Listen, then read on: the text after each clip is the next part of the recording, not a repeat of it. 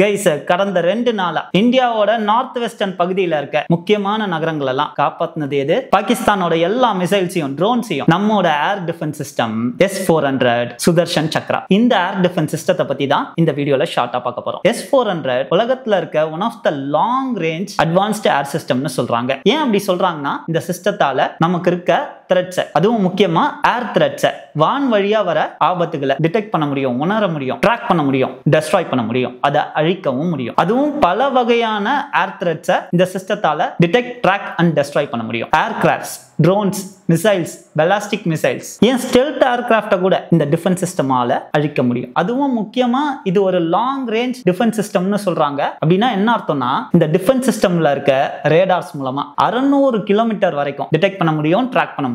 அதுவும் ஒரே சமயத்துல நூற்றுக்கணக்கான டார்கெட்ஸை இதால டிடெக்ட் அண்ட் ட்ராக் பண்ண முடியும். சரி, 600 கிலோமீட்டர் தூரம் வரைக்கும் இந்த சிஸ்டத்தால ட்ராக் பண்ண முடியும், மிசைல்ஸை டிடெக்ட் பண்ண முடியும். அப்ப எவ்வளவு தூரத்துக்கு இந்த சிஸ்டத்தால உள்ள வர ஏர் த்ரெட்ஸை அழிக்க முடியும்னு கேட்டீங்கன்னா 400 கிலோமீட்டர் வரைக்கும் இந்த சிஸ்டத்தால ஏர் த்ரெட்ஸை அழிக்க முடியும். இந்த சிஸ்டத்துக்குள்ள டிஃபரெண்ட் மிசைல்ஸ் இருக்கான். 120, 200, 250, 380. இது எல்லாமே அந்த மிசைல்ஸோட ரேஞ்சை குறிக்குது. சோ எவ்வளவு தூரத்துல த்ரெட் இருக்கோ அதுக்கு ஏத்த மாதிரி இந்த சிஸ்டத்துல இருந்து மிசைல் லான்ச் ஆகி அந்த த்ரெட்டை இது வானத்திலேயே காலி பண்ணிடும். அண்ட் கீழே இருந்து 30 கிலோமீட்டர் வரைக்கும் ஹைட்ல இருக்க த்ரெட்ஸை இந்த சிஸ்டம் அடிக்குமா. அது மட்டும் இல்ல, எவ்வளவு ஸ்பீடா வர ஏர் த்ரெட்டா இருந்தாலும் துல்லியமா டார்கெட்டை லாக் பண்ணி ஹை பிரிசிஷனோட இந்த சிஸ்டம் அந்த டார்கெட்டை அடிக்குமா. கிட்டத்தட்ட ஒரு செகண்டுக்கு, ஒரு வினாடிக்கு 4.8 கிலோமீட்டர் ஸ்பீடு வரைக்கும் பறந்து வர ஏர் த்ரெட்ஸை இந்த சிஸ்டம் துல்லியமா டார்கெட் பண்ணி அடிச்சிடும். அண்ட் இந்த சிஸ்டத்தோட இன்னொரு பெரிய பிளஸ் பாயிண்ட் என்னன்னு சொல்றாங்கன்னா வெறும் 5 நிமிஷத்திலேயே இந்த சிஸ்டத்தை ஆக்டிவேட் பண்ணிட முடியுமா. அது மட்டும் இல்லாம இந்த சிஸ்டத்தை ஒரு